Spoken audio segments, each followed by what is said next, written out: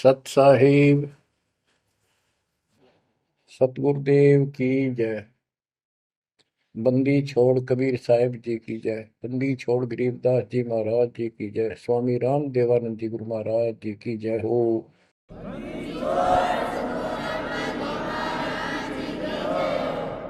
सर्व संतों की जय, सर्व भक्तों की जय, धर्मी पुरुषों की जय। श्री काशी धाम की जय, श्री सुडानी धाम की जय, श्री क्रोथा धाम की जय, श्री बरवाड़ा धाम की जय। सत साहिब गरीब नमो नमो सत पुरुष को, नमस्कार गुरु की नहीं। सुर नर मुनिजन साधुआ, संतों सर्वस दीन। सतगुरु साहिब संत सब, दंडवतम प्रणाम। आगे पीछे मध्य हुए, किनको पूर्व। कबीर सतगुरु के उपदेश का, सुनिया एक विचार। जय सतगुरु मिलते नहीं, जाते नरक द्वार। नरक द्वार में दूत सब, करते खेचा तान। उनसे कभू नहीं छूटता, फिरता चारों खाने। कबीर चार खानी में भरमता, कबहू न लगता पार। सो फेरा सब मिट गया, मेरे सतगुरु के उपकार। जय जय सतगुरु मेरे की, जय जय सतगुरु मेरे की। सदा साहिबी सुख से वसियो, अमरपुरी के डेरे की। जय जय सतगुरु मेरे की, जय जय सतगुरु मेरे की। सदा साहिबी सुख से वसियो, सतलोक के डेरे। बच्चों, उस सतलोक की याद आती है, और जिस कारण से ये वाणी याद आती है तो शुक्र मनाया जाता है। आत्मा शुक्र मनाती है कि तुम तो सुख से जीवो, हमने तो कर्म फोड़ लिए। हम तो अपने कर्म भोग रहे हैं, तुम लक्की थे, समझदार थे, इस दुष्ट के बातों में नहीं आए। निर्विकार निर्भय तू ही, और सकल वैमान। जी साधो और सकल वैमान। सब पर तेरी साहिबी, सब पर तेरी साहिबी। तुझ पर साहिब नाम, निर्विकार निर्भय। आप अमर कथा सुन रहे हो, सत्यनारायण कथा सुन रहे हो, और आप कहीं भी बैठे हो, दाता ने कैसी दया कर दी। चलते फिरते बैठकर परमात्मा का गुणगान सुनो। बच्चों, ये सत्संग जो है ये आध्यात्मिक पढ़ाई है, ये आध्यात्मिक शिक्षा है। इसको समझने के लिए भी काफी समय की आवश्यकता है।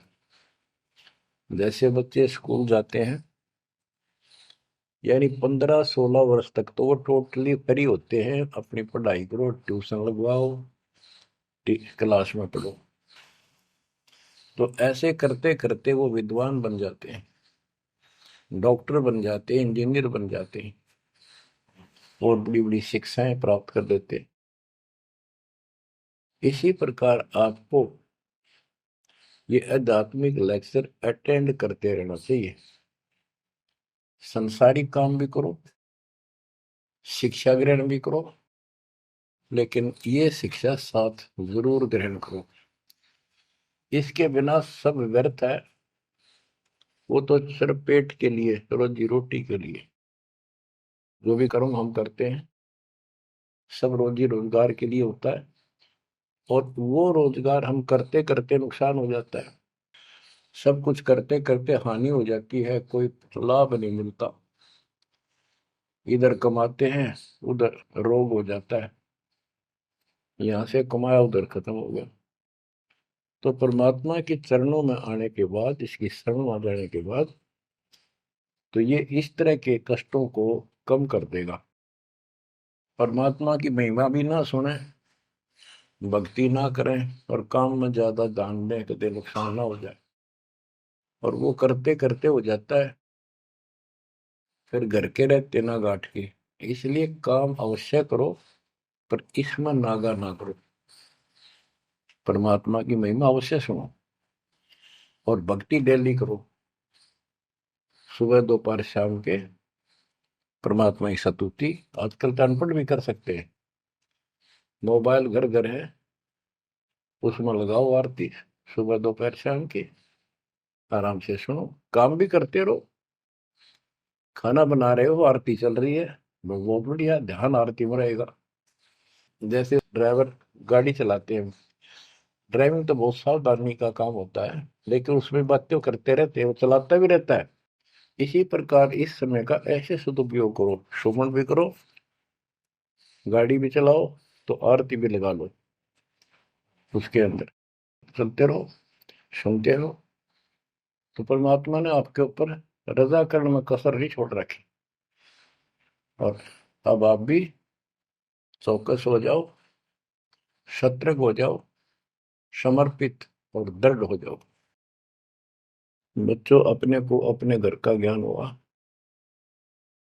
अभी तक तो हमारे को अध्यात्म का सिर पैर भी ज्ञान नहीं था। और जब तक बच्चों हमें विश्वास नहीं होता कि परमात्मा कौन है, इसका प्रमाण कहाँ है, कहाँ प्रूफ है, और हमारी आत्मा इस बात को नहीं स्वीकार कर लेती क्या सचमुच यही सत्य है, तब तक हम भक्ति भी करते रहते हैं और आत्मा अस्थिर रहती है, मन अस्थिर रहता है। कोई भी कोई साधना बताता है, हम उसी को करने के लिए तत्पर हो जाते हैं। वो पहले वाली तो छोड़ते नहीं, और भी शुरू कर देते,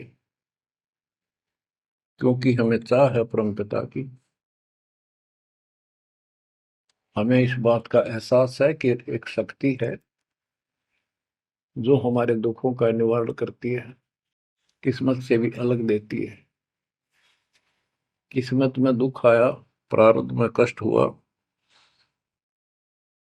तो हम उसके निवारण के लिए किधर झाड़ फूक वालों के पास, कहीं हाथ दिखाने गए, कहीं पहाड़ों पर किसी ने बताया वहां गए, व्रत रखने को कहा वो रखा। हमने हर तरह से कोशिश की कि कोई सुख प्राप्त हो, ज्यादा धन प्राप्त हो, लेकिन ऐसा कुछ नहीं हुआ। वैसे कभी इत्तेफाक से कोई दाव लग गया, कोई हटकर कोई ऐसा लाभ होता दिखा हो गया, वो होना तो था कर्म का, प्रारब्ध में आ गया कोई, और वो सूत बैठ गया, और हम और दृढ़ हो गए उन्हीं पूजाओं पर, उन गलत साधनाओं पर जो गीता में मना कर रखा है। दास अपनी बताता है, ये आपके साथ भी अवश्य हुई है, आपको अब एहसास होगा।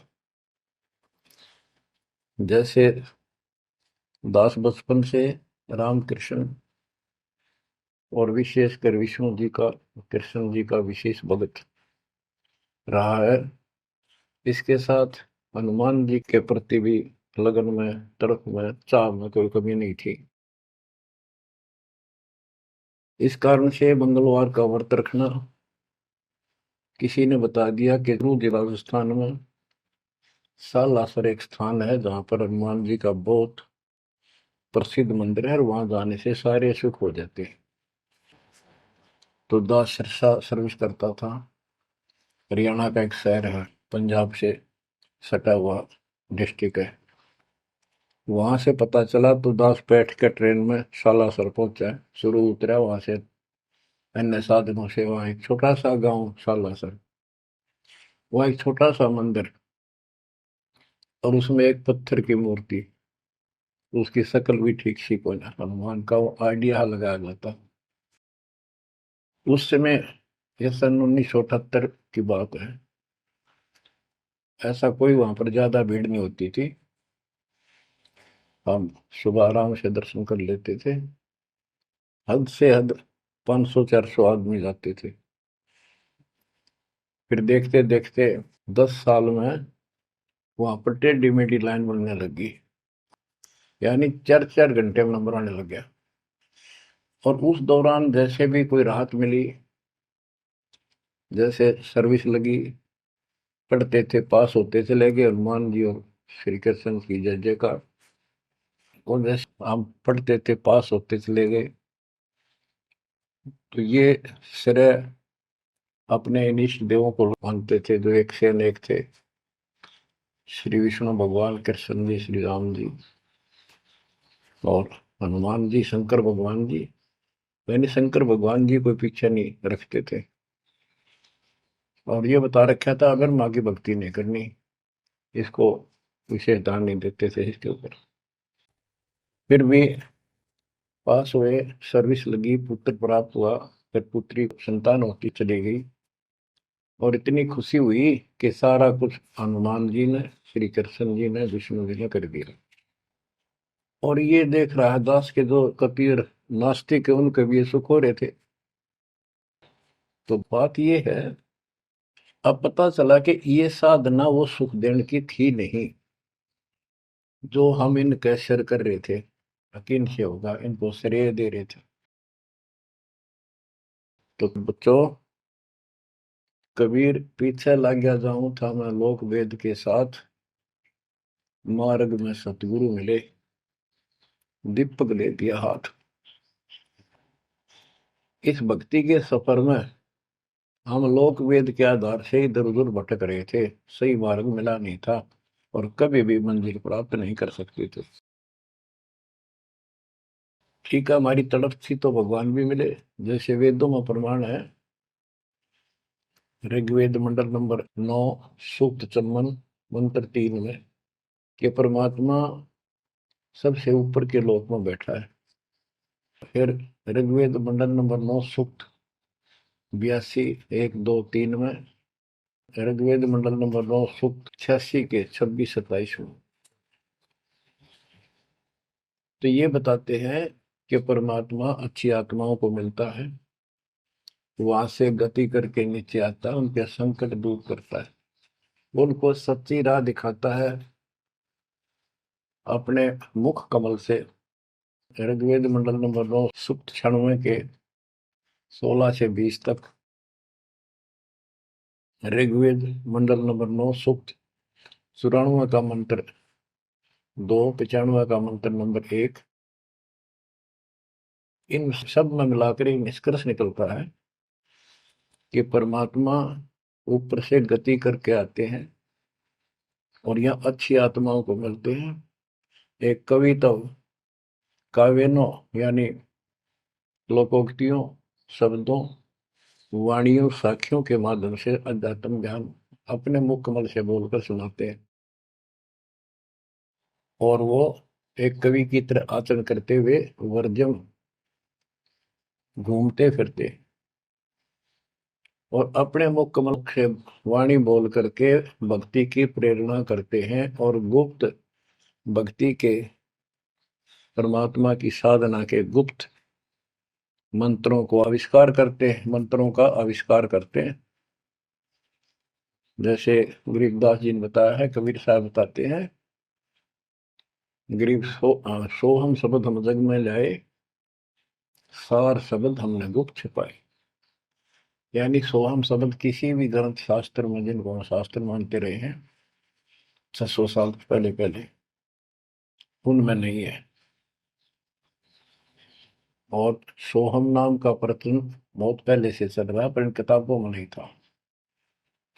क्योंकि कबीर साहब कहते हैं, हम बैरागी ब्रह्म पद सन्यासी महादेव, सो हम मंत्र दिया शिव जी को करे हमारी शेर।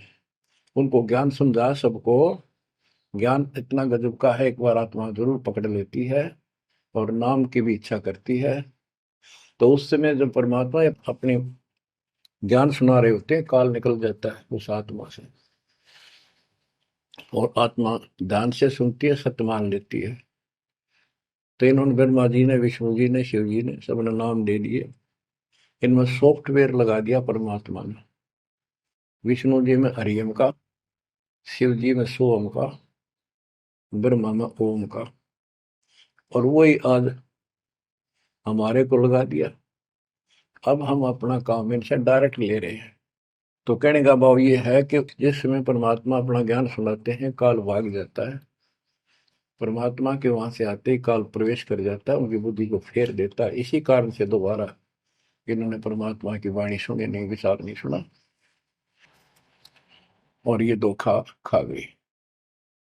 हमने भी बहुत बार धोखा खा लिया, शंखों बार हम ये कष्ट उठा चुके और ये धोखा खा चुके हैं।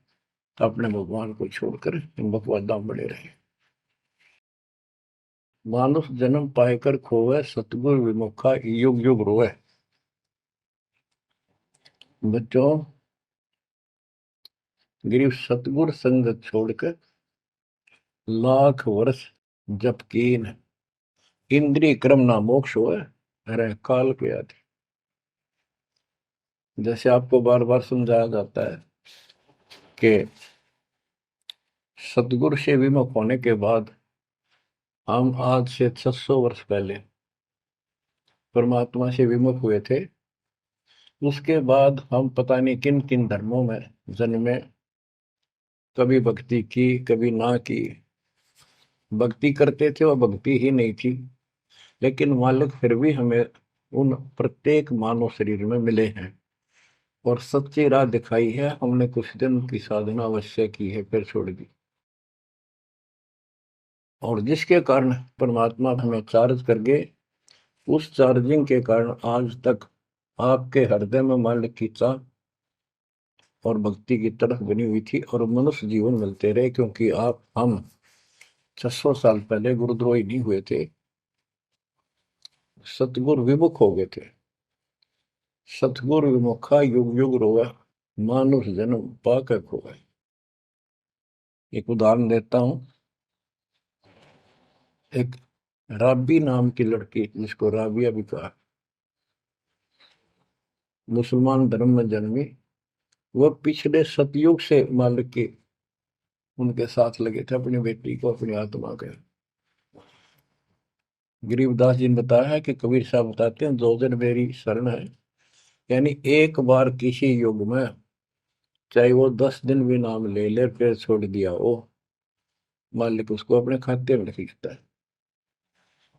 और फिर उसको धीरे धीरे धीरे धीरे, देखो अपने पिता को देखो, हमारे लिए कितना कष्ट उठा रहे हैं। उसको धीरे धीरे चार्ज करते रहते हैं, चार्ज करते रहते हैं, भक्ति की तरफ जन्म जन्मांतर बढ़ाते रहते हैं। उसी कर्म अनुसार, उसी क्रिया में वो लड़की आत्मा रब्बी बनी हुई थी। कि लड़की मुसलमान घर में जन्म था, 12-13 साल की बेटी थी, भेड़ बकरियां चरा रही थी।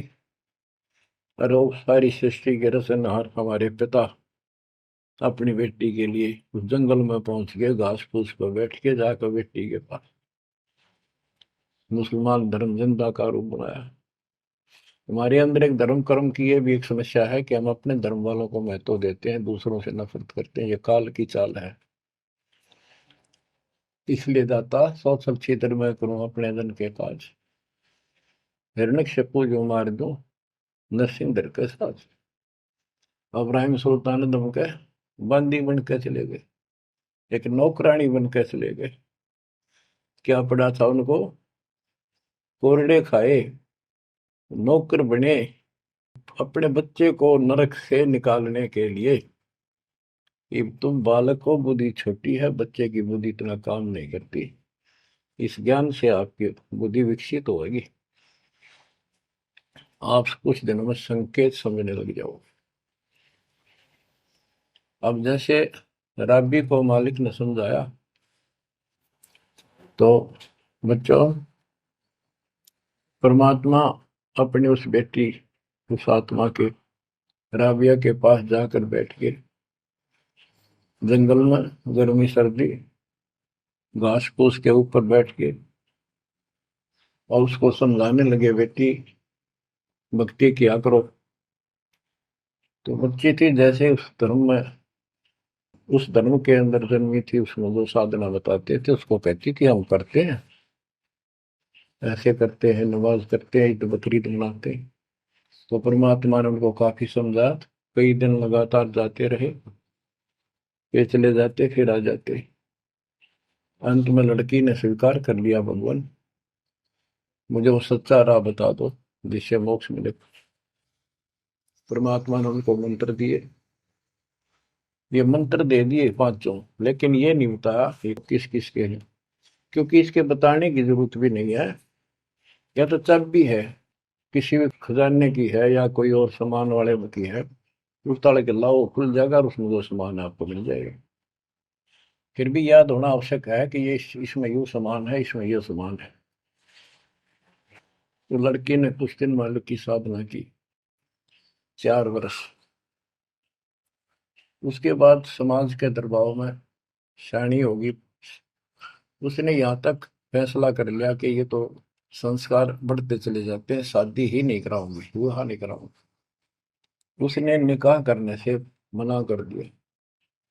माँ बाप ने कोशिश की, लड़की जवान होगी, लेकिन बिल्कुल स्पष्ट शब्दों में कह दिया, मैं विवाह नहीं करूंगी, मैं अल्लाह खुदा को प्राप्त करूंगी।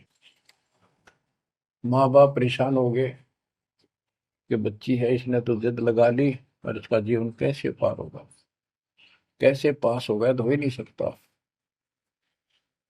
बच्चों ने कहा, बेटी या तो निकाह कर लेना, हम दोनों मरेंगे। लड़की ने सोचा, चल माता पिता की हत्या का क्यों सिर पर दोष लूं, आगे अपने पति से बात कर रहे हैं। निकाह हो गया। मुसलमानों के अंदर लड़की से अपनी राय पूछी जाती है विवाह के समय कि क्या आपको ये विवाह मंजूर है, निकाह कबूल है। लड़की यस कर देती है तो विवाह होता है, न तो नहीं होता। ये स्वतंत्रता बेटी को है। उसने यस कर दी, विवाह होगा। उनका पति बहुत बड़ा अधिकारी था, अफसर था, साहब था। मुसलमानों में एक से अधिक विवाह भी हो जाते हैं, सामान्य बात है। तो उसने यही विचार किया था कि तो शादी और कर लेगा, वहां दबाव बनाऊंगी, ना तो मर जाऊंगी और क्या इलाज है। तो उसने अपने पति से अपना उद्देश्य बता दिया, मैं भक्ति करना चाहती हूँ, मेरी कतई तमन्ना नहीं है कोई शादी और बच्चे पैदा करने की। यदि आप मेरे साथ जबरदस्ती करोगे तो मैं सुसाइड करूंगी। उनका पति भगवान से डरने वाला मुसलमान था, वास्तव मुसलमान था। उसने कहा, राबिया आपने निकाह कबूल क्यों किया, ये बता। उसने कहा कि मेरी मजबूरी थी, मेरे माता पिता मर जाते, मैं वो दोष नहीं लेना चाहती थी। उनका भी काम बन गया। कि आप बताओ आपका क्या इरादा है। मेरा फाइनल है, या तो मौत या अपनी भक्ति करूंगे। इतना दृढ़ विश्वास देखकर उसने कहा कि राबिया कोई बात नहीं, आप भक्ति करो, मैं अल्लाह के मार्ग में बात नहीं बन सकता। मैं भी भगवान से डरने वाला हूँ, लेकिन जैसे आपकी लोक लाज के कारण आपके पिता की समस्या प्रबल थी, इसी प्रकार समाज हमारा भी है, लोक लाज हमें भी है। आप मेरी दृष्टि में, मेरी तरफ से तो मेरी सिस्टर होगी, समाज की दृष्टि में मेरी वाइफ बन के रहना होगा। वो बोली मुझे मंजूर है। उसके लिए अलग व्यवस्था कर दी, अपनी भक्ति कर, किसी चीज की कमी नहीं आने देंगे। उसने अपनी और शादियां कर ली। अब वो 50 साल की होगी, सब देखा कि ये तो बिल्कुल देवी का रूप है, पलक भी उठाकर नहीं देखती। ये पिछले संस्कार थे, वो बैटरी चार्ज थी, उसमें चाह थी, आगे बैटरी लगी नहीं है, धीरे धीरे नष्ट होगी। या रोड मारा काल मारी, ये बहुत बड़ा षड्यंत्र है। सतगुरु कबीर साहब ने इसको कोई खोल नहीं सकता, इसे बचा भी नहीं सकता। इसलिए सतगुरु की शरण नहीं छोड़नी चाहिए। उसने अपने पति, जो संसारिक दृष्टि के पति से कहा कि मैं हज करने जाना चाहती हूँ। उसने कहा अच्छी बात है, जाओ, और कोई व्यवस्था ऊंट घोड़े की करवा देता हूँ, उस पर आराम से बैठ कर जाइए। बोली नहीं, मैं पैदल जाऊंगी, क्योंकि ये आस्था हमारी भगवान के प्रति, अहंकार में नहीं। ऐसे जावा तो और बढ़िया है, ये वो शुरू से धारणा है। उस समय साधन भी नहीं होते थे, ऊंट घोड़े होते थे, रेगिस्तान में ऊंट ही चलते थे। वो बोली नहीं, मैं पैदल जाऊंगी। राबिया पैदल जा रही थी, रास्ते में कुआं था, उसको बाल्टी और रस्सा नहीं था। एक कुतिया वहां पर बहुत बुरी तरह रो रही थी, कभी कुएं की तरफ जा रही थी, राबिया के चरणों की तरफ आ रही थी। वो समझ गई कि प्यासी है, और साथ में बच्चा है, मरेगी की, बच्चे भी मरेंगे। आओ देखा ना ताओ देखा, दया बिना दरवेश कसाई। वो दरवेश थी, संत थी, दयालु थी, असली मुसलमान थी। उसने अपने बाल पाड़े सिर के, रस्सी बनाई लंबी, वो 100 फुट नीचे पानी होता था, और फिर अपने कपड़े निकाल कर शरीर के, उसके बांध कर नीचे भिगो के बाहर टपकाए। निचोड़े एक मटके के टूटे हुए पात्र में कुतिया ने जी भर का पानी पिया, और लड़की ने अपने जो सिर के बाल पाड़े, थोड़ा बहुत खून निकला था, रक्त, ब्लड को साफ किया, कपड़े पहन लिए, मक्का के लिए चलने लगी। वो मंदिर उठ के मक्का कुएं के साथ आकर खड़ा हो गया। लड़की ने तो जाना ही मक्का में था, एकदम प्रवेश कर गई। उधर इब्राहिम सुल्तान अदम की पहले बॉडी में वो आत्मा गई हुई थी, क्योंकि परमात्मा उनको भी प्रेरित करते हुए आ रहे थे। जो इब्राहिम सुल्तान अदम बाद में सम्मान बना, तो जिनको ये ज्ञान हो जाता था, वो अपने धार्मिक मेलों में जरूर जाते थे औरों को समझाने के लिए। तो इब्राहिम सुल्तान अदम गाड़ी आत्मा वहां गई हुई थी, लोगों में चर्चा हुई, वे मक्का गया कहाँ, हद होगी, मंदिर ही नहीं है यहाँ पर।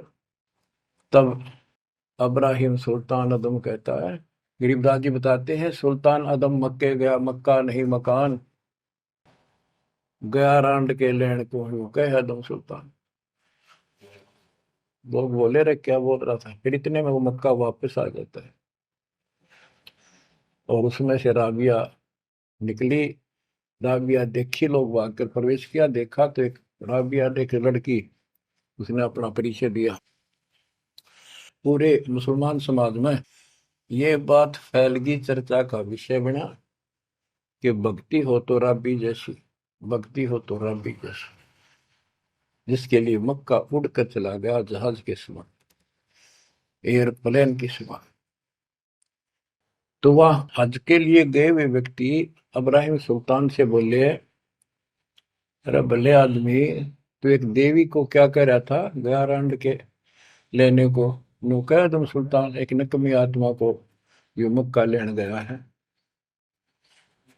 तेरा तो भाई दिमाग खराब हो गया, इसी देवी के बारे में ऐसे शब्द बोले, तुझे पाप लगेगा, दोजख में जाएगा। तब उसने उनको बताया, ये कभी आत्मा इसके लिए आए थे, इसको वहां मिले थे ऐसे ऐसे, और इसने वो सत भक्ति छोड़ दी। क्योंकि परमात्मा साधु रूप में कहीं प्रकट हो जाते हैं, ये उनका एक नियम है, अच्छी आत्माओं को मिलते रहते हैं। तो उस इब्राहिम सुल्तान वाली आत्मा को बताया था कि ऐसे एक राबी नाम की बेटी है, उसको भी मैंने ज्ञान दिया, पर नालायक ने वह भक्ति छोड़ दी, दुख पाओगी। तो उसने बताया कि इसको सत भक्ति मिली थी, डरे डोना ही है यार, उस पिछली साधना के कारण ये सब कुछ हो रहा है। परंतु उन लोगों के अमन में कहाँ समाने वाली थी अब बात, दो अक्षरों में। उस जीवन को पूरा करके वो लड़की, वो आत्मा अगले जन्म में एक बांसुरी नाम की लड़की बनी, जन्म हुआ। धार्मिक शब्द सुनाया करती थी, बड़ी परमर्थ की प्रेरणा थी, उसमें भी अनमैरिड रही वो। और यहाँ तक विचार कर लिया कि ये सुना है मक्के में जो मरता है वो सीधा जन्नत में जाता है, स्वर्ग में। तो इससे बड़ी अवसर कहाँ मिलेगा, अगर दोस्ता होगी। मक्के में अपनी गर्दन काट दी और चढ़ा दी, सब जगह ये चर्चा होगी, भाई बांसुरी तो जन्नत में जाएगी, सीधे दरवाजे खुले हैं। अब बताओ, वो तो लोकवेद था, तत्व ज्ञान क्या कहते। उसके बाद वो लड़की अगले जन्म में फिर लड़की रूप में जन्मी, युवा होकर वैश्या का जीवन दिया, सारा जीवन गंदे कर्म करो, एक भी अच्छी सोच नहीं थी, छोड़ दिए कर्म काल में। मानुष जन्म पाकर खोए, सतगुर विमुखा युग युग रो। वो फिर मर गई उस गंदे जीवन को भोग कर, पाप इकट्ठे करके ढेर ला गए। उस 3-4 साल की साधना से उसको मनुष्य शरीर मिलते रहे। उस दौरान परमात्मा ने कोशिश की, लेकिन वो रंग में रंग चुकी थी। बांसुरी वाले में खुद गायक बन गई, लोग प्रशंसक हो गए, बड़े बड़ी अल्लाह का ज्ञान सुनाती है। और वैसा बनने के बाद उसकी कर्म वैसे ही फूट लिए, अच्छे बात समझ में नहीं आई। वो फिर मृत्यु को प्राप्त हुई, वैसा का जीवन, गणका का जीवन भोग कर फिर वो शेख तकी नाम के एक धार्मिक मुसलमान पीर के घर जन्म लिया बेटी के रूप। 11 वर्ष की, 12 वर्ष की आयु पूरी करके वो मर गई, समय संस्कार पूरा हुआ। परमात्मा कहते हैं, सोच अच्छी दर मैं करूं अपने जन के काज, उस आत्मा को फिर अपने चरणों में लेना था, अपनी प्यारी आत्मा। जो जन मेरी शरण है ताका हूं मैं दास, केल के लाग्या करूं जब लग धरती आकाश। तो कारण बनाया, शेख तकी के मन में ये धारणा पैदा की कि राजा सिकंदर लोदी से, जो उसका धार्मिक पीर था शेख तकी, उसने कहा कि आप कहते हो इसने, कबीर ने रामानंद जी को जीवित कर दिया, गर्दन काट दी थी आपने, और आपका जलन का रोग ठीक कर दिया, कमाल जिंदा कर दिया। वो तो वैसे उसमें सदमे में था, वो ऐसे वैसे हो जाता, इत्तेफाक उसको जीवित होना था, इसका कबीर का नाम बन गया। जब जानू मैं इसको, मेरी बेटी को जिंदा कर दे जो कब्र में दबी हुई है, 15-20 दिन हो गए। तो कबीर साहब से कहा गया, कबीर साहब ने कहा कि आसपास के लोगों को बता दो कि आ जाओ, एक कमाल होगा। उस शेख तकीर ने ढिंढोरा पिटवा दिया कि इसकी बेइज्जती हो तो छक्का हुआ है, मूर्ख बना रहा। उधर कबीर साहब ने कह दिया कि भाई खूब बुला लो, आस पास जितने बुला सकते हो, सबके सामने देखते हैं परमात्मा की क्या रजा होती है। हजारों व्यक्तियों के सामने कबीर साहब ने कहा, एक शेख तकी की बेटी जीवित हो जा। कब्र खुलवा दी, उसमें 100 पड़ा था। कहा एक शेख तकी की बेटी जीवित हो जा, लड़की नहीं जीवित हुई। फिर दोबारा कहा, फिर भी जीवित नहीं हुई। शेख तकी नाचन लग गया, खुल गई पोल डोंगी की। देखो ये बकवाद करता था, सुन लो भाई, है डोंगी पाखंडी झूठा। तो परमात्मा ने कहा कि शेख तकी तू कोशिश कर ले। तो और दूसरे बोले, जी ये कुछ करने जोगा होता था, अपनी बेटी ने कौन मिट्टी में दाबा है, आप पर दया करो। तब कहा है कबीर की बेटी, जीवित हो और बाहर आ बेटा। इतना ही कहना था। सारा शरीर में कंपन हुई, डेड बॉडी जीवित होगी और उठ के बेटी बाहर आ गई। मालिक के चरणों में मस्तक टेका। 1.5 घंटा तक अपनी पिछली गलतियां और कबीर भगवान की समर्थता सबके सामने बताई और कहा कि ऐसे ऐसे मुझे भगवान मिले थे अल्लाह। ये खुद अल्लाह अकबर हैं, पूरी सृष्टि के रचने वाले, सबके दुख दूर करने वाले। मेरे कर्म फूट गए, मैं इनको छोड़कर ऐसे ऐसे गंदे जीवन जी के मैं आज फिर इनकी कृपा हुई, मेरा कोई मनुष्य जीवन शेष नहीं था। पशु पक्षी बनने वाली लाइन में खड़ी थी, ये परमात्मा वहां पहुंचे और धर्मराज के दरबार से मैं मुझे पेश किया, वहां से मेरे कागज निकाल दिए और मुझे साथ लेकर यहाँ के छोड़ा है। बोलो सतगुरु देव की जय हो, बद्दी छोड़ कबीर साहिब की जय हो।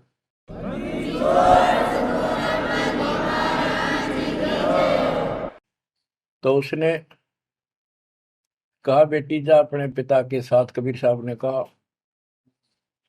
शेख तकी के साथ। वह बेटी बोली मुझे अपना पिता मिल गया, अपना मालिक मिल गया। इस कर मेरा संस्कार इतना ही था। आप मेरे पिता हो, सारी सृष्टि के मालिक हो, मैं तो आपके साथ रहूं। अपने गुरु के मैं संग संग होली, अपने गुरु के मैं संग संग होली। सखेरे मोहे नेकन आई लाज, आज मोहे गुरु दर से दिखाए। बच्चों यह बात तो बनेगी ऐसे ही। पानी कहते, देसी कहावत है, पानी तो झील में नीचे के स्थान पर आके ही टिकेगा। वैसे पलट में कितना ऊंचा चढ़ जाए लेकिन टिकेगा वहीं आके। मन का तूफान बकवादों का, कहीं धक्के खा लो आके बात बनेगी सतगुरु शरण। तो कहते हैं गरीबदास जी का है, गरीब सतगुरु संगत छोड़कर लाख वर्ष जबकि इंद्रिय कर्म ना मोक्ष हो, रहे काल के आखी। सतगुरु पूर्ण संत की संगत छोड़कर चाहे लाख वर्ष तक ये जप करते रहियो, चाहे ये जाप करते रहना, इसका कोई यूज नहीं होगा, क्योंकि कनेक्शन कट चुका होगा, मर्यादा भंग होगी। गुरु बिन माला फेरते, गुरु बिन देते दान, गुरु बिन दोनों निष्फल है, वो व्यर्थ जाएंगे। बच्चों परमात्मा हमारे लिए भटक रहे हैं, इन पिछली गलतियों से सबक लो, इनको फिर से ना दोहराना। जैसे आपको बताया है कि कबीर भगवान है, ये सारी सृष्टि के रचने वाले हैं, ये हमारे पिता, हमारे जनक है, हमारे कष्टों को दूर करने वाले संकट मोचन यही है। लेकिन हम इनको छोड़कर अन्य उपासना करते रहे हैं। जैसे गीता अध्याय 16 श्लोक 23 और 24 में स्पष्ट कर दिया है कि शास्त्र विधि को त्याग कर जो अपनी मर्जी से इच्छा से मनमाना आचरण करते, मनमानी साधनाएं करते हैं जो शास्त्रों में प्रमाणित नहीं है, उनको न तो कोई सुख हो, न कोई सिद्धि प्राप्त हो, कार्य सिद्ध हो जिससे, और न उनकी गति यानी मोक्ष हो। तो भक्ति करते इसी के लिए है। ये तीनों नहीं हुए तो उस भक्ति का फायदा क्या, लड़ाई ढोने वाली बात। तो बच्चों आपको बताया, सभी वेदों और ग्रंथों से सिद्ध कर दिया कि कबीर भगवान है। वेदों को तो पूरा विश्व मानता है और हिंदू समाज तो इस पे कुर्बान है। उसके बाद दूसरा नंबर गीता, वेदों से भी प्रथम आ चुकी है वर्तमान में, क्योंकि इसमें ज्ञान बिल्कुल संक्षिप्त में और बहुत तिरपाई सीरीज में। तो इसलिए इनमें सबसे आपको प्रमाणित कर दिया कि कौन सी भक्ति करनी है, कौन सी ना करनी है। गीता अध्याय श्लोक 23 में तो 16 के 23 में तो बता ही दिया कि शास्त्र विधि को त्याग कर मैं नाटन करता हूँ, को कोई यूज नहीं। 24 में कहा कि इससे तेरे लिए अर्जुन शास्त्र ही प्रमाण है, कर्तव्य जो साधना करने योग्य है और अकर्तव्य जो ना करने वाली है, इन्हीं के आधार से करो। गीता अध्याय 9 श्लोक 25 में कहा कि भूत पूजने वाले भूतों को प्राप्त होंगे, पितर पूजने वाले पितरों को प्राप्त होंगे, देवताओं की भक्ति करने वाले देवताओं को प्राप्त होंगे, और मेरी भक्ति करने वाला मुझे प्राप्त होगा। अपनी साधना का पूरी गीता में 8वें अध्याय के 13वें श्लोक में एक मंत्र बताया है, ओम इति एक अक्षरम, ओम इति एक अक्षरम व्यवहारण माम मम ब्रह्म अनुसमरण। ओम इति एक अक्षरम मम मम ब्रह्म यह पर्याप्ति तजन देव से याति प्रभाव। मुझ ब्रह्म का केवल एक ही मंत्र है जिसका जाप करना अंतिम सांस तक जो इसकी साधना करता है वो मेरे से इस ओम से प्राप्त होने वाली गति को प्राप्त होता है।